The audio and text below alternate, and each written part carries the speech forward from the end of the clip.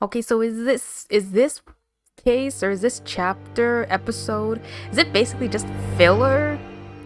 I feel like they always have at least one filler case in every game. But they kind of overlap. I mean, it's not like, but like, it doesn't have anything to do with like the overarching like issue or mystery, right? Because like at the end of the last game, they found like a list, or like in the Morse code, it was like Japanese Morse code, and there were all these names, and now it's like not brought up. Like it has not been brought up since. So like what the fuck? Maybe they're just gonna spend like the last, like usually they spend like, I don't know, or the last one, like the actual final one's gonna be like 5 hours long.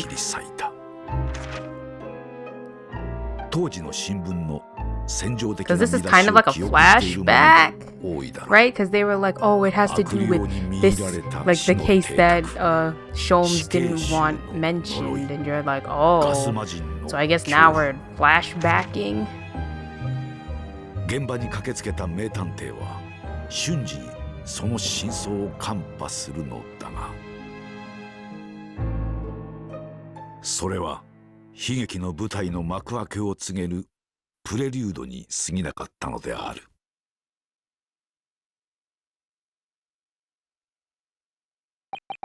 My name is Ryunosuke Naruhodo. I'm a fledgling lawyer just starting out on my journey. 6 months ago, I arrived as a visiting student of law, having made the long voyage across the sea from the Empire of Japan to here, London, England. And on the way, in quite extraordinary circumstances, I made the acquaintance of a world-famous detective. Currently, I reside in the attic of the detective's own lodgings, from where I run my legal consultancy of sorts. I've successfully defended a number of clients in Britain's highest court, the Old Bailey. But since a particularly grueling and unforgettable legal battle 4 months ago now, I haven't returned to the courtroom. In truth, I lost my right to return. Okay, so this is after... I guess because he got in trouble, right? Didn't he get in trouble for, Wait, yeah, who got in trouble? We got in trouble. Oh, yeah, we got in trouble for, I guess, defending this guy, and then we found out that he wasn't a great guy. Like, he actually did murder this dude, I guess. I haven't returned to the courtroom, okay, but that epic trial was just one small part of an epic tale, a tale which was now about to awaken from slumber, thanks to a letter that arrived this morning from my homeland.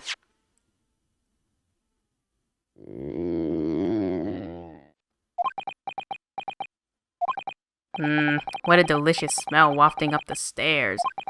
It must be nearly time for breakfast. I better go down to Mr. Sholmes' suite and say good morning to the great detective and his flatmate.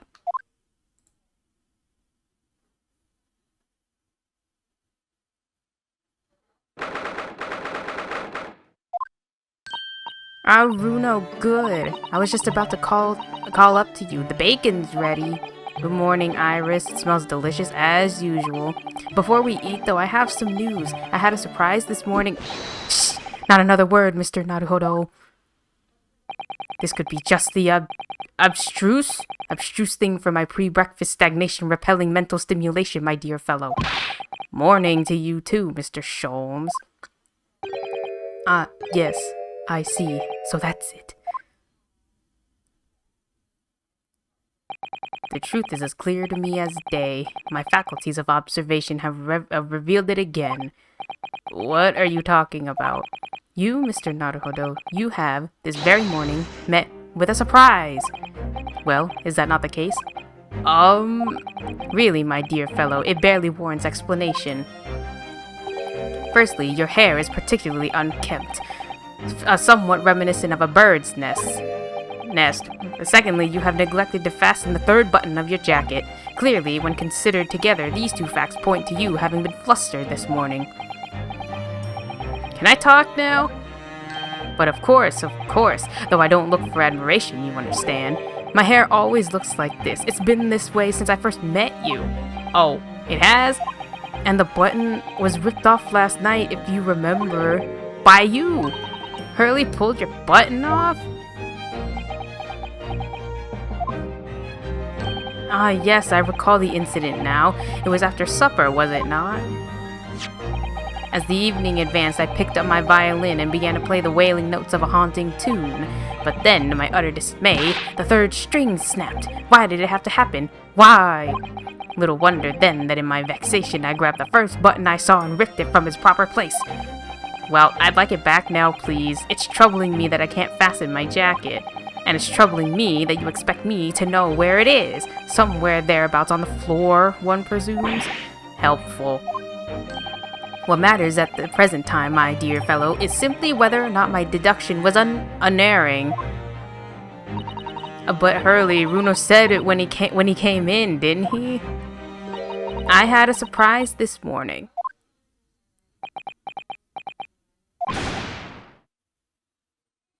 Well, that really is a surprise. Yes, this man is the pride of the British Empire, the famous consulting detective, Mr. Sherlock Holmes. There can't be a single person in the world who doesn't know his name.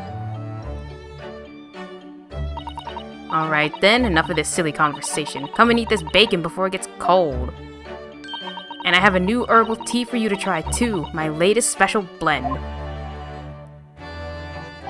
And here we have Iris Wilson, Mr. Sholmes' lodger and companion, a truly exceptional young girl who's the author of a highly successful serialization here in London.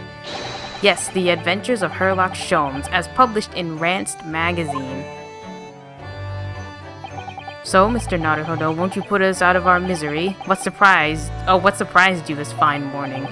Oh, well, I received a letter from Japan. Oh, from Susie, you mean? Was it? Really? That's right, and she had some rather startling news, in fact. Intriguing indeed. You must tell us about it over breakfast. Oh yes, what fun!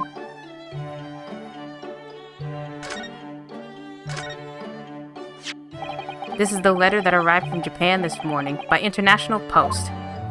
Oh, how lovely! Look at Susie's beautiful writing. I wish I could read it.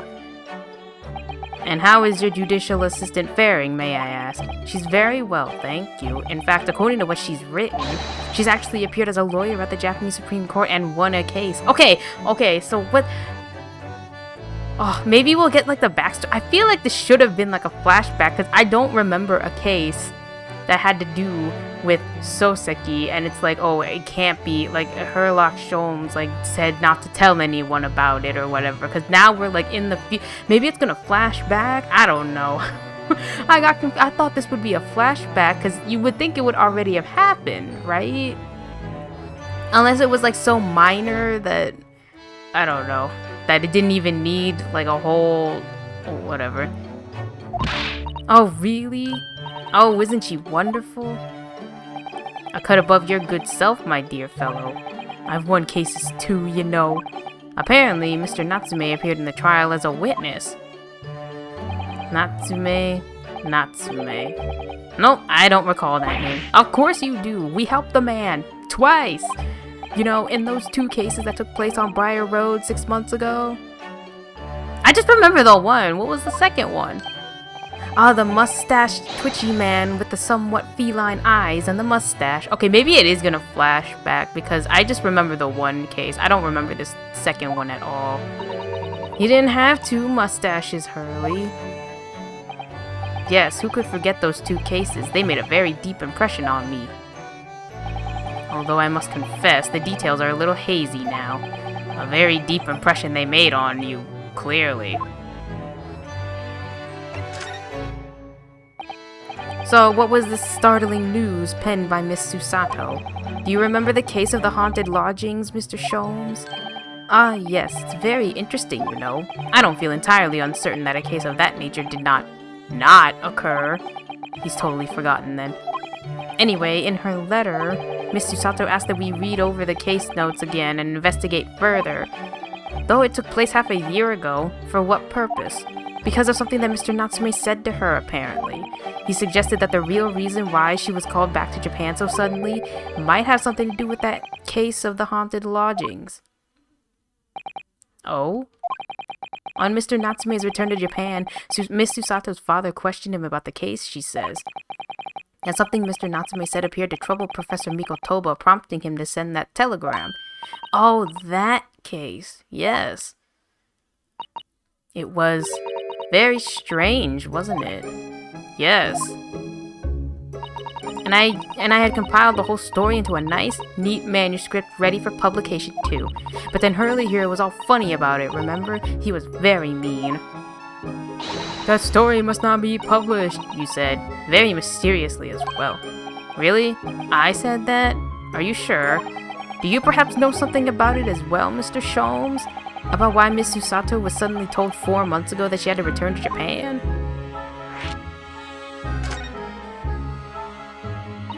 It's been 4 months now since we waved Susie off at Dover.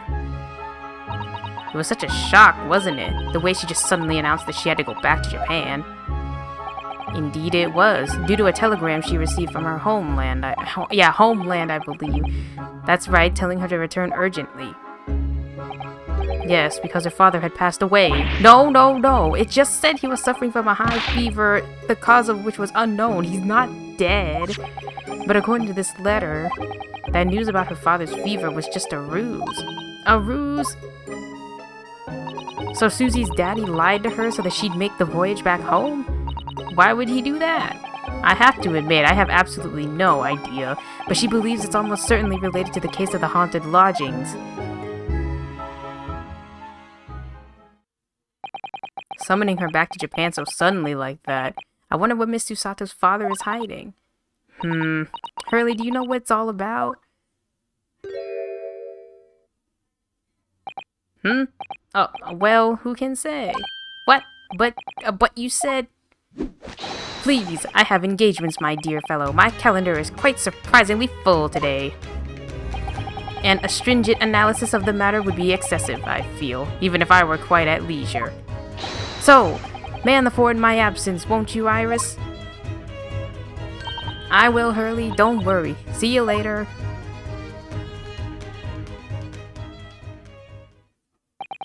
He scuttled off rather quickly there. I think perhaps Professor Mikotoba isn't the only person hiding something here. Soseki was involved in 2 cases, but only one of them was forbidden from being published. By, of all people, Mr. Sholmes.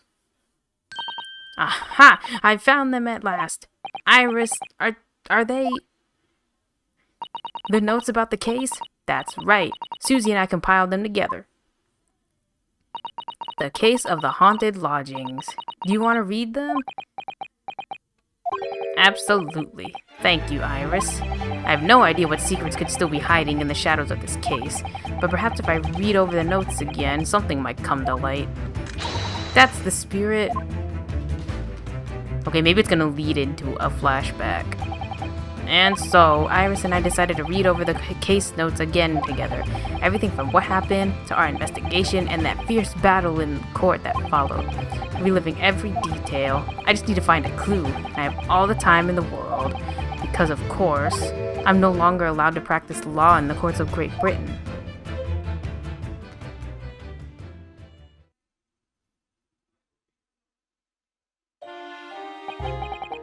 It was 6 months ago, a mysterious incident that unfolded in the wintry streets of London. A young woman was found lying on the snowy pavement of Briar Road with a knife in her back. Fortunately, her life was spared, but she was unconscious for several days following the incident. The fog was thick, and nobody saw her attacker, but... by a cruel twist of fate, a visiting Japanese student was walking behind her at the time and was duly arrested. That man was Soseki, and the man who effected his arrest was Mr. Sholmes. Believing in our compatriot's innocence, Susato and I decided to represent Soseki in court. And after a grueling trial of many twists and turns, we finally managed to prove his innocence. Joyful, joyous, jubilant jubilation was the man's reaction after the trial, but his jubilant jubilation was short-lived. We received a telegram from Mr. Sholmes the following morning. The victim of the Briar Road stabbing has regained consciousness. Hurry to Bart's at once. So Susato and I summoned a handsome. Well, not like handsome, like that word, but a handsome, and headed immediately to the hospital.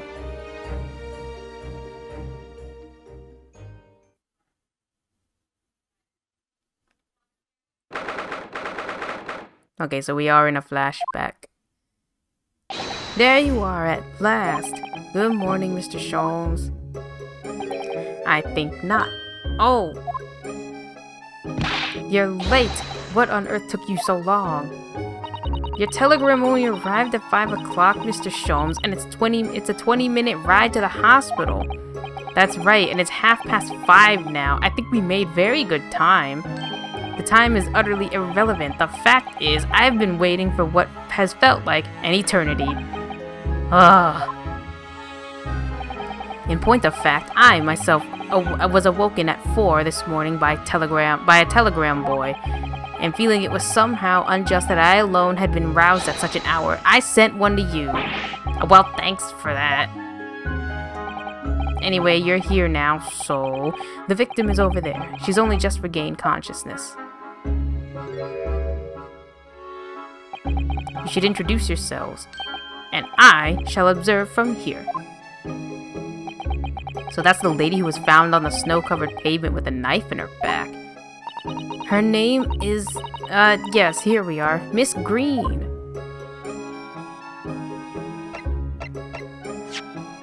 Oh wait, what is this? Hold on. Okay, I guess we kept some things.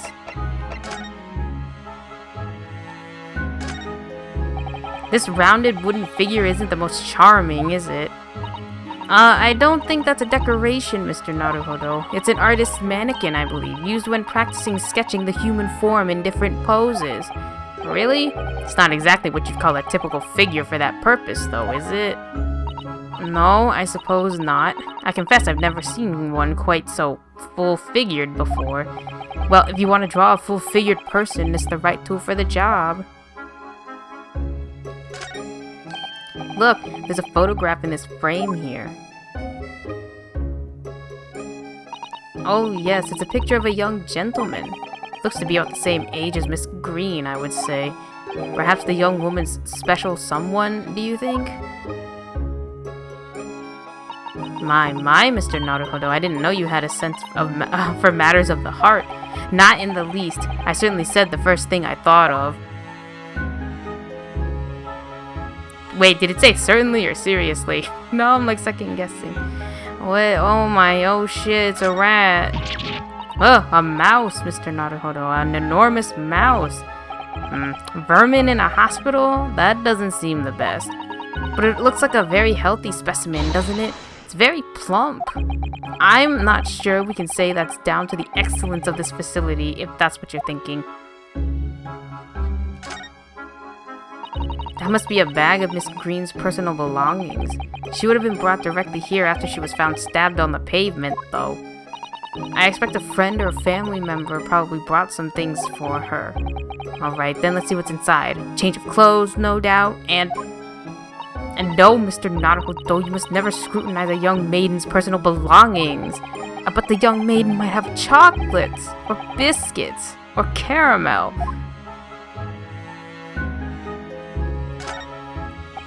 There are lots of bottles in that cabinet, aren't there? You think it's safe to keep them like that? If you were a patient here, I feel sure you'd take some medicine by mistake when you were half asleep. That is a worry, but at least the cabinet has a lock, even if it's only a flimsy-looking one. Oh, I have no doubt you'd manage to unlock that somehow while you were half asleep as well. There are limits even to what I can do when I'm half asleep, you know, Miss Susato.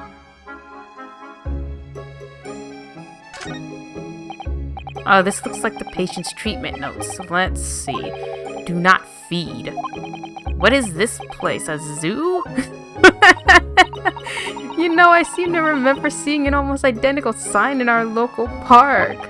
For the pigeons, yes. This is a person. Poor woman, I hope she hasn't... Oh no! I hope she hasn't read this. Damn. Good morning.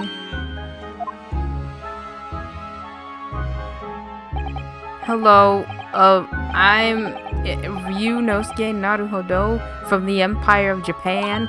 Oh no, was it your knife that... Are you the man who... No, I'm a lawyer. And I'm Susato Mikotoba. Pleased to meet you. Oh no, was it your knife then? Are you the one? No, I assure you, I'm Mr. Naruhodo's judicial assistant. We heard that you'd regained consciousness and wanted to come to give you our best wishes. Best wishes for me? Thank you. I'm Olive Green. I'm an artist. Well, no, that's not right, is it? What I mean is, I'm trying to be an artist. Oh, well, what I really mean is, I desperately want to be an artist. But the truth is, I don't have any talent. I know I don't. It's no wonder I was stabbed in the back. I don't think that's related, actually. Gosh, this young woman seems to bend over backwards to put herself down. Seeing as we're here, we should ask her about what happened from her perspective, I suppose. To suddenly be struck in the back by a blade as you were walking along the pavement. What a terrible experience you had, Miss Green. It was so cold that day and the fog was so thick, I couldn't see a thing. That was 4 days ago now, I think. Is that right? Yes, that's right. I'm afraid you've been comatose all that time. But the case has been solved, hasn't it? Well, I've been here in the hospital, I mean. Indeed it has, my dear madam. Spectacularly by none other than I, Herlock Sholmes. Mr. Sholmes, as you well know, it was Mr. Naruhodo's hard work in court that solved the case. Are you yet to hear what happened, Miss Green? Yes, I'm afraid so. A gentleman from the police force is supposed to be coming to fill me in shortly. Oh, I see. Me coming round seems to have made everyone frantically busy. I'm so sorry. I should never have regained consciousness. It was selfish of me. Oh no, well, we're all so relieved that you're on the mend, Miss Green. We really are. With that kind of attitude, maybe her surname should be Blue, not Green. So, you're an artist, are you, Miss Green? Oh no, I couldn't possibly claim that. I'm a fledgling artist at best. I mean, I'm a student of art, really, at the Thorndike Academy of Fine Arts. Oh my, an Academy of Fine Arts? Great Britain is such a wonderful country. Tell me, Miss Green, do you live hereabouts? Oh no, actually, I don't deserve it, but I have a little flat on Brixton Road. I see. How very interesting. Oh no, is it? Brixton is some 10 stops away from the underground from here, and Thorndike Academy is a mere 3-minute walk from Brixton town center. Does that matter, Mr. Sholmes? Perhaps not, but Briar Road is a far less salubrious part of town by comparison, dwelt in by those of inferior means, including the maleficent.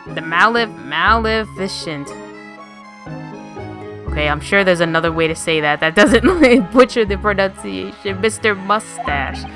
Inferior means? I suppose Soseki does fit the bill. It struck me as somewhat out of the ordinary for a young fine arts student to be walking in such a district. That's all. What's this? She suddenly clammed up. Mr. Sholmes, you should be ashamed of yourself prying into a young maiden's private affairs. Oh dear me, do forgive me. If you don't mind. I'm being discharged shortly, so I need to pack up my things. Oh yes, of course, we won't keep you. Thank you so much, Miss Green.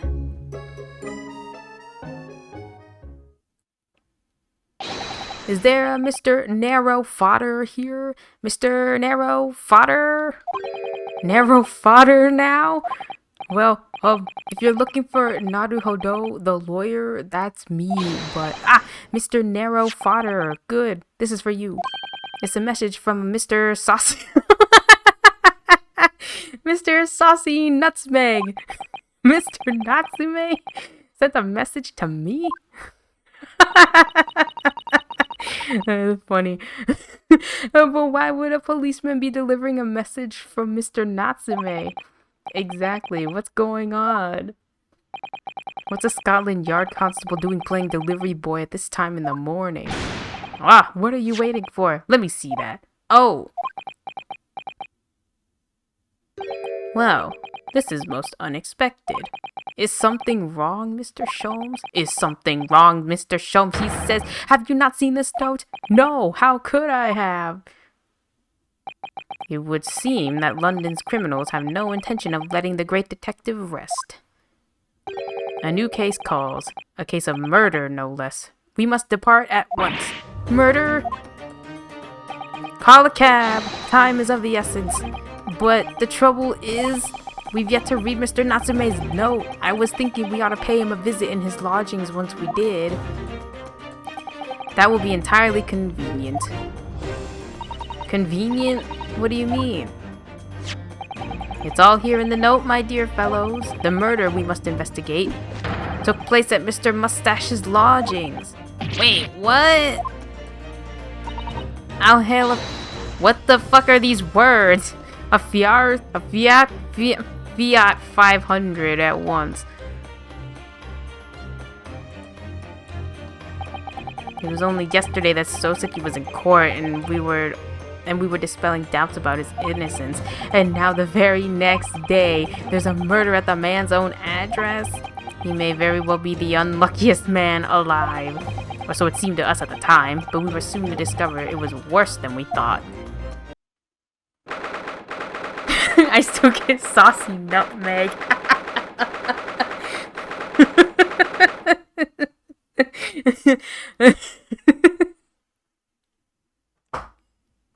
Like, it doesn't sound anything. At least narrow fodder they tried with that one. With saucy nutmeg.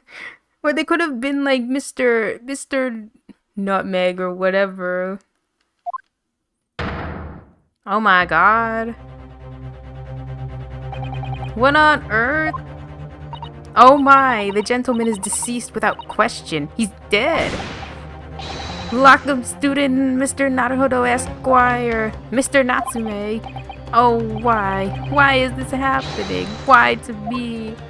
I've only just got out of court yesterday. I was finally home after 2 days of misery, and then I wake up the next day to this. No early bird should catch a worm like this. Woeful worm without wiggle. I see you're in high spirits again this morning, Mr. Mustache. Not the horrible Herlock Sholmes. Shoo! Shove off! Show yourself the door. I never invited you. Mr. Sholmes came here with us. I'm quite sure he'll be able to help you, Mr. Natsume. I am entirely at your disposal, Mr. Mustache. What can I do for you?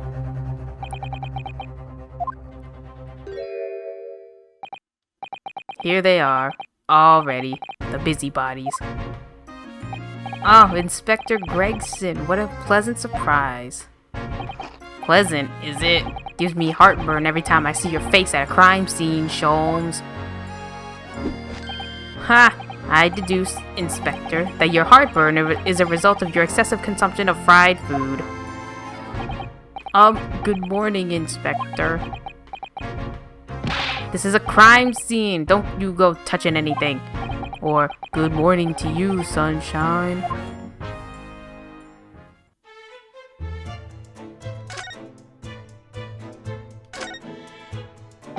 Oi, I said hands off. You're gonna mess up my crime scene. Oh, I just wanted to look. No chance. I know your kind. You'll mess it up just by looking at it.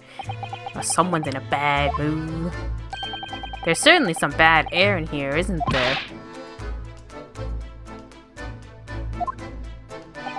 Okay, it sounds like I'd better talk to the inspector first. So, Inspector, what was the victim's name? Who was he? Mr. William Shamspear.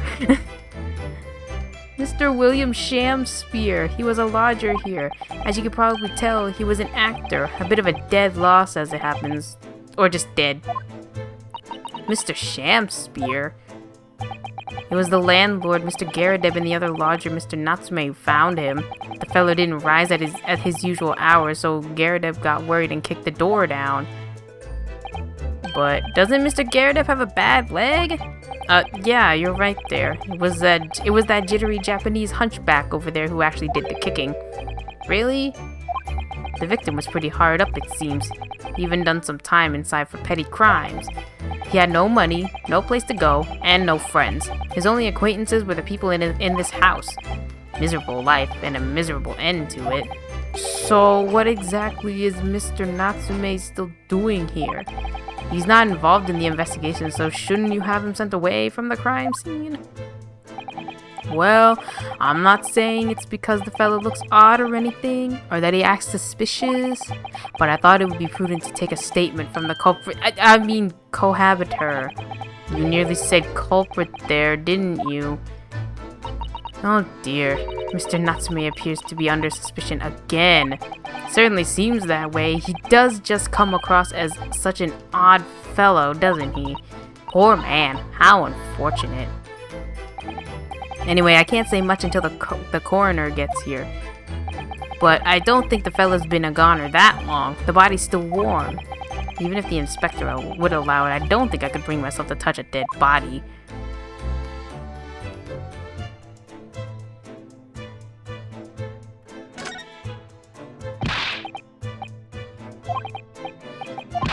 Aww. Do I have to talk to him more? Yeah, let's talk to him first. What a terrible thing to have happen. It's only been 3 days since I was arrested for the incident on the pavement outside. And then, having finally regained my freedom, it starts happening all over again. Endless existence of excruciating experiences. So the victim lived here on the ground floor and your room is just 1 story up, isn't it? Yes, that's right. In a way, we were neighbors, I suppose. So did you know the victim? Were you friends?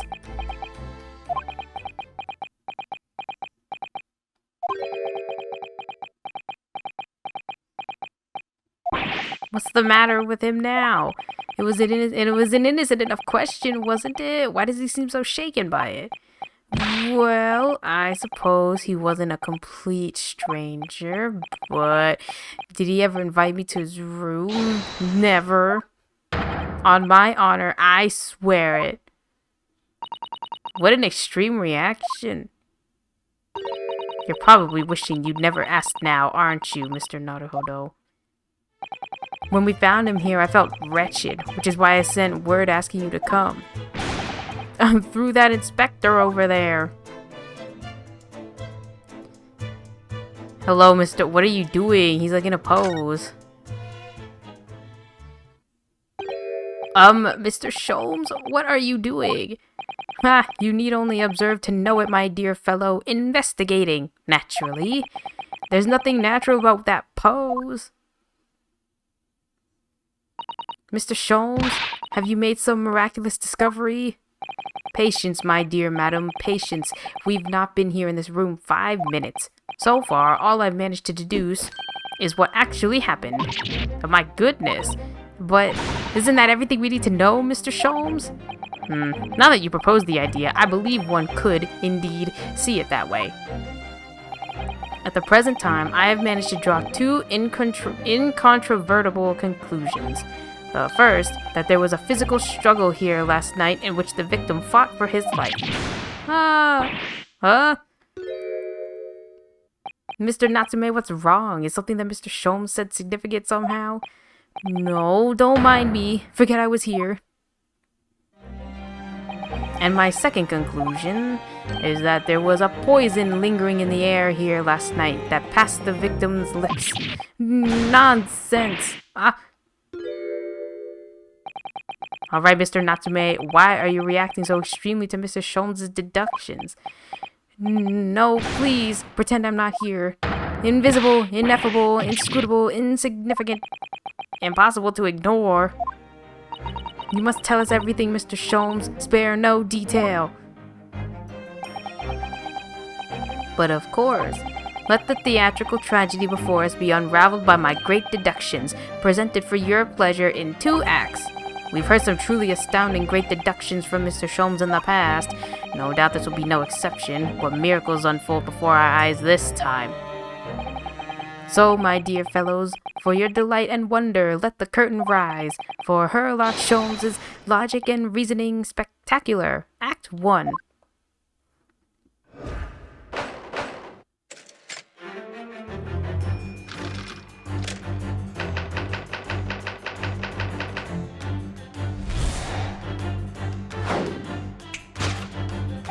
Careful observation of the victim reveals to us the events that transpired in this disconsolate room last night. Foam at the mouth of the deceased clearly indicates the use of poison.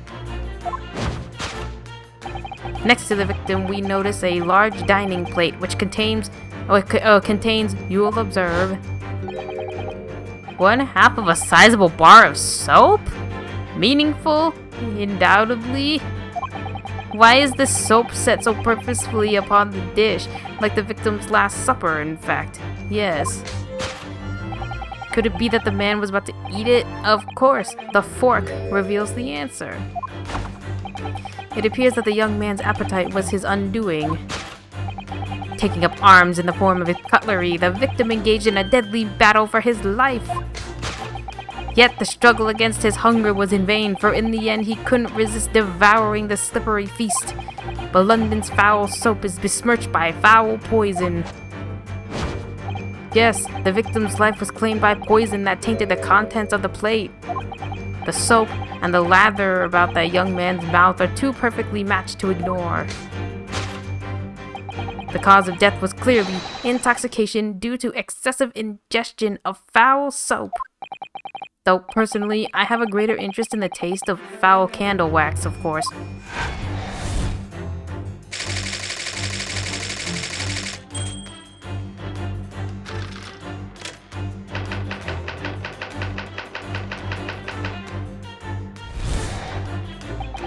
The cause of death identified, we proceed to Act 2, where we ponder the next question. Was this suicide or murder? The audience will recall that death occurred during the victim's last supper. Did the man dine and die alone? This single teacup suggests the answer. To draw a conclusion to such meager evidence would be foolish, however. Certainly, the careful criminal could have absconded with his own cup to cover his tracks. Well, allow me to lift the veil of doubt, my dear fellow. Indeed, what reveals the answer, of course, is the broken lock. Though forced open now, at the time of the incident, the door was locked. And the sole key was in the victim's pocket. In other words, when the victim consumed the poison, he must have been alone. Alone with his inferior soap, from whence wafted an inferior scent. And with that acrid aroma lingering in the air, the victim met his end in tragic solitude. We can take comfort only in the fact that his soul was well cleansed on its way to the hereafter.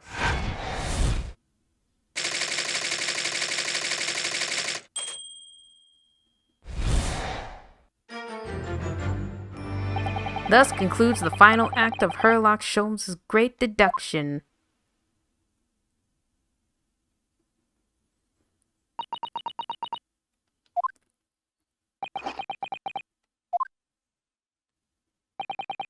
There's just one thing, Mr. Sholmes. You are disposed to identifying just one thing, aren't you, Mr. Naruhodo? Pray, what concerns you? Well, no matter how hungry he was, do you really think the man would have eaten soap? It is quite apparent that this man had barely a penny to his name. It is a curious thing, but to one so destitute, soap can suddenly appear quite irresistibly appetizing. How extraordinary! In truth, I have tried a little soap myself in the past. You've eaten it, you mean? My dear fellow, was some time ago now. My postulation was that it would cleanse my gut. And did it? As I writhed in agony on the floor and split the contents of my stomach? Yes, I believe it did. The experience taught me a valuable lesson. Soap is quite poisonous. It has an unpleasant taste and leads to a great discomfort. In summary, I cannot recommend it. Believe me, I wouldn't eat it even if you did. There's something that troubles me as well, actually. Oh, what's that? It's Mr. Natsume. Ah.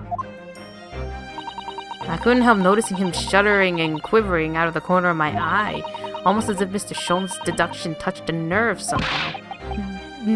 Nonsense. Well, that clenched teeth episode didn't last. I think, judging by Mr. Natsume's reaction, the great detective's deductions may need some gentle corrections in order to reach the actual truth. Yes, Mr. Sholmes' observations and deductions are sometimes a little too sharp. He has a tendency to hit the nail on the side of the head and drive it into at an obtuse angle. When he does that, it falls to us to straighten things out. Alright then, let's see what we can do. Yes, we must pick out the key words in Mr. Sholmes' quite brilliant deductions, and discreetly exchange them for something that makes a little more sense.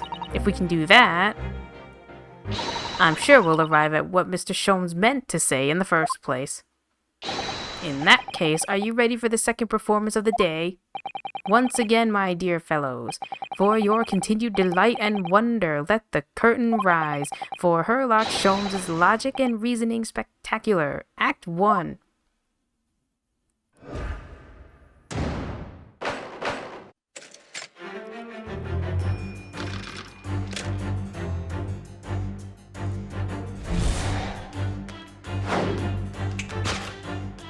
Okay, careful observation. You foam at the mouth, you're poison. Next to the victim is fucking soap.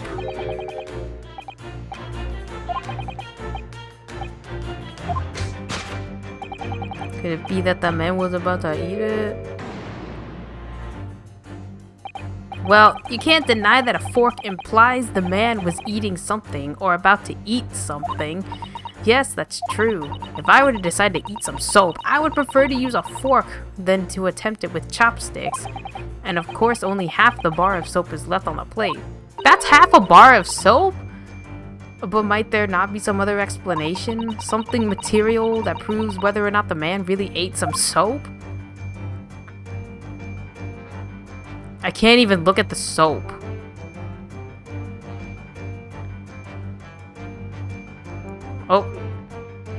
Oh, this is the other... Oh, the literally called other piece of soap. Damn, that's a huge-ass bar of soap. Look, there's more soap on the floor here. Mr. Shamspear must have really loved the stuff. Let's not jump to conclusions, Mr. Naruto. Look closely at the soap. You see that it would fit together perfectly with the half bar on the table? How can that be? I think that they are two halves of the same bar that broke apart.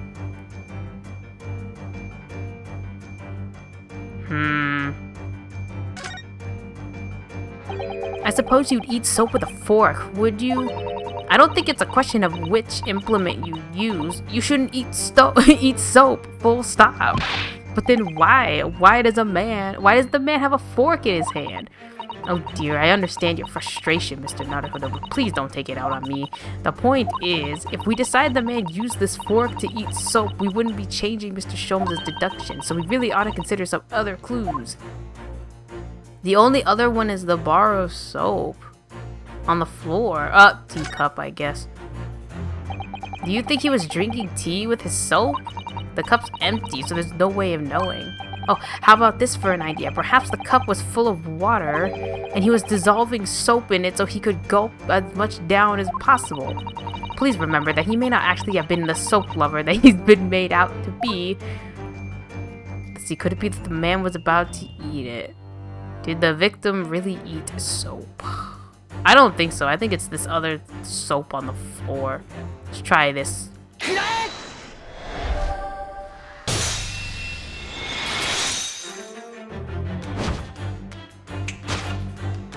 Could it be that the man was about to eat it? Of course. The other piece of soap reveals the answer. It being the other half of the soap on the table. In short, the victim was not eating soap at all. But it's obvious, really, for no depths of hunger could drive any man to attempt to eat soap. Even I, with my unquenchable thirst for practical knowledge, took only a single bite. But that begs the question of how the man was poisoned, because there's no sign of any food on the table. An excellent observation, Mr. Naruhodo, and one that furnishes us with the answer we seek. For London's foul soap is preferred. Yeah, contents of the plate. Yeah, we just went with the thing that we're pushing this. Mr. Sholmes is still pushing the soap argument, man. Perhaps he's suggesting the man licked the soap rather than ate it? If soap in London is that poisonous, I don't think I want to be washing my hands with it. But there are no signs of any food in this room at all. Of course, food isn't the only thing that passes people's lips, is it? Maybe the teacup has to... Well, I can't zoom out, so it probably is the teacup. Yes, a Western vessel for serving infusions of dried tea leaves. It's a teacup, Mr. Naruhodo, as you well know. Stop putting on airs. And it's empty. Oh, so we've already established that the victim wasn't eating soap. However, there's significant evidence to suggest that he was drinking tea. My thoughts exactly.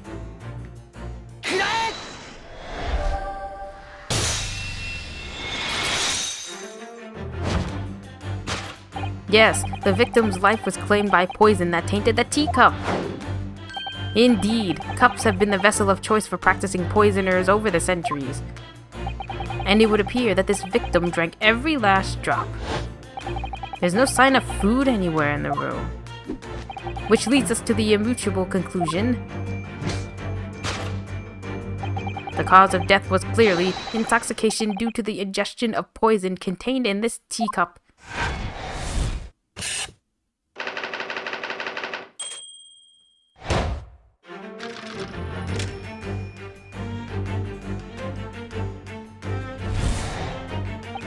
The cause of death identified, we proceed to Act 2, where we ponder the next question.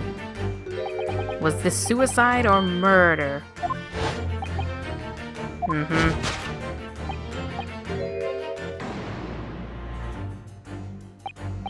The Western vessel for infused hot drinks again. It's already featured heavily in our deductions so far. Yes, we can imagine that shortly before his death, Mr. Shamspear was having a drink of tea. There would be nothing remarkable about that, but what troubles me is Mr. Natsume's reaction when he heard Mr. Sholmes suggest it. There's more to this deduction than it seems. We must closely examine the scene of the crime again for more clues. Let's see, is there anything on him? Did the man die alone? Oh, there's a second teacup. It's another Western vessel for infused. It's a teacup. And it too is empty. Given that he's actually holding this one in his hand, we can assume that this is the cup from which Mr. Shamspear was actually drinking. But if that's the case, this changes everything. Everything we've deduced up to now is turned on its head. I have a bad feeling about this. I almost don't want to say it. Yes, I know exactly how you feel. This teacup...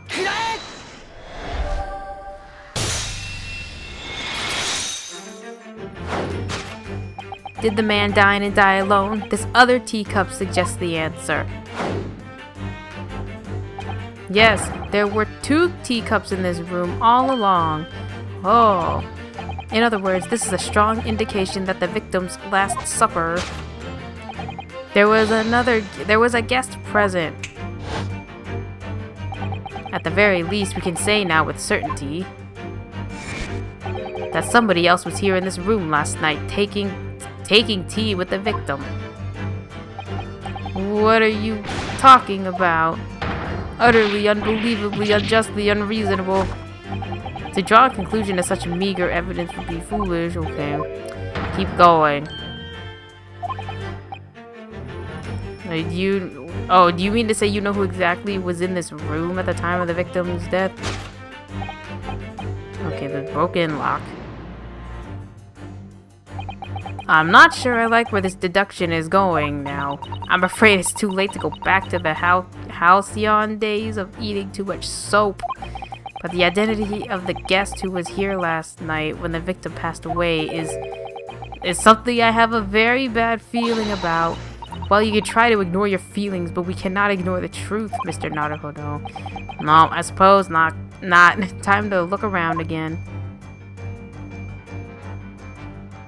Wait, what reveals the answer to what? Wait, what gives away the identity?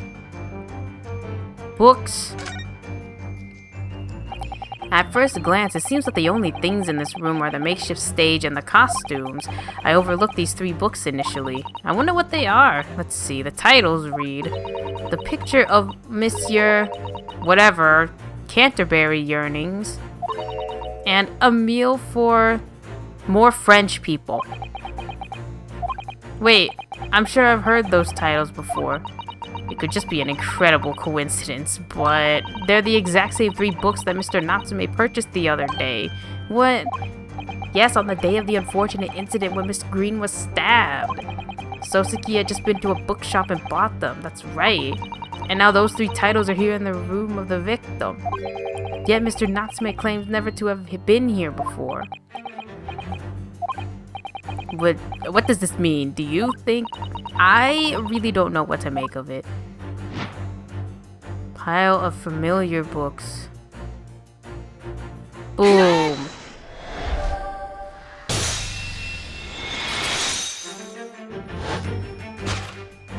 Indeed, what reveals the answer, of course, is the pile of familiar books.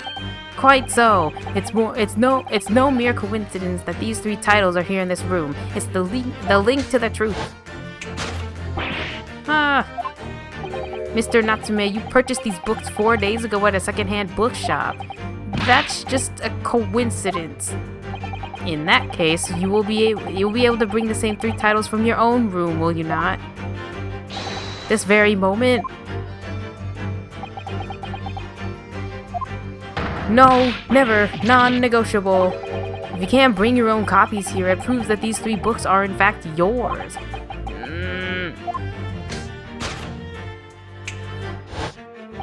Having purchased the books 4 days ago and returned to your lodgings, you were arrested the very next day. So you could conceivably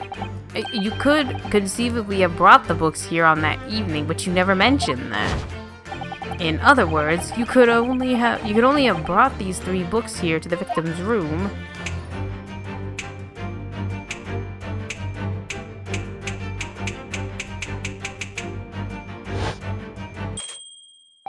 last night, having returned to your lodgings after the trial concluded at the Old Bailey.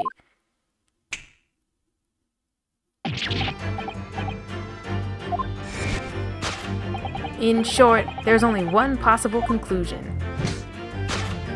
The victim died here in this room last night as a result of poisoning. And that same night, the victim had a visitor.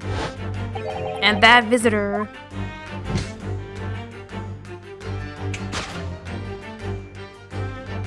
was you, Mr. Soseki Natsume. Thus concludes the final act of Herlock Sholmes' great deduction.